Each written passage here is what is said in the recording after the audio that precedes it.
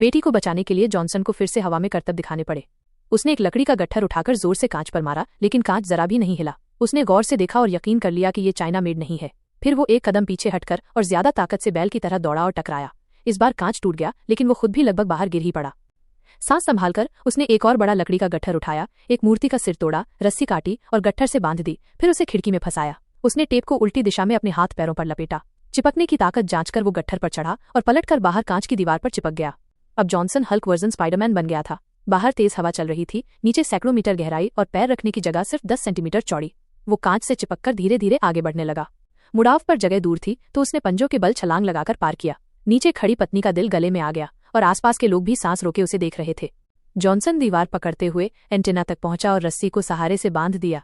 वो पंखे के पास पहुंचा, ब्लेड की रफ्तार गिनकर एक छलांग में अंदर घुस गया। उसने बिजली का डिब्बा खोला, एक तार काटी और उसी पल स्वीट का दरवाजा खुल गया। लेकिन तभी नीचे से ऊपर आग की लपटें उठीं।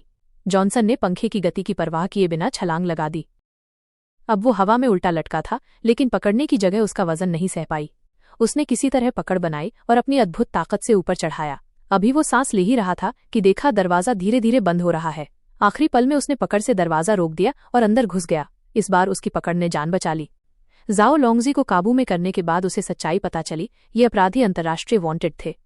उनका मकसद आग लगाकर जाओ लोंगजी के पास का हार्ड ड्राइव चुराना था, जिसमें उनके पूरे गैंग के सबूत थे। बेटी को बचाने के लिए जॉनसन ने जाओ लोंगजी के साथ मिलकर एक नकली नाटक रचने का फैसला किया। छत पर अपराधी पैराशूट लेकर तैयार थे, हार्ड ड्राइव मिलते ही भागने को। जॉनसन जाओ लोंगजी को लेकर वहां पहुंचा। दोनों पक्ष आमने सामने थे कि जाओ लोंगजी ने हार्ड ड्राइव बाहर फेंक दी। जॉनसन ने तलवार निकाली और हमला किया। जाओ लोंगजी ने घड़ी से सिस्टम चालू किया और अंदर आए अपराधी असली नकली में उलझ गए। दोनों की जोड़ी ने तुरंत सभी को हरा दिया। गिरोह का सरगना हार मानते हुए जॉनसन की बेटी को बंधक बना लिया।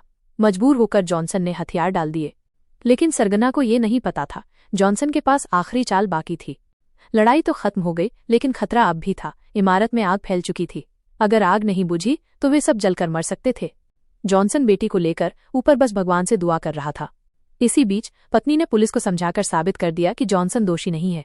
पुलिस ने भी पहचान लिया कि अपराधी इंटरनेशनल क्रिमिनल है। पत्नी की मदद से पुलिस ने बाहर के अपराधियों को पकड़ लिया। पत्नी को महिला हत्यारे से एक टैबलेट मिला, शायद ये इमारत का कंट्रोल सिस्टम था। तभी उसे पति की पुरानी सलाह याद आई, अगर मोबाइल ठीक ना हो तो रीस्टार्ट कर दो। उसने रीस्टार्ट बटन दबा दिया। इमारत का फायर फाइटिंग सिस्टम चालू हो गया।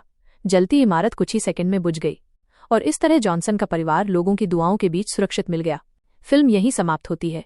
अगली शानदार फिल्म के लिए जुड़े रहिए।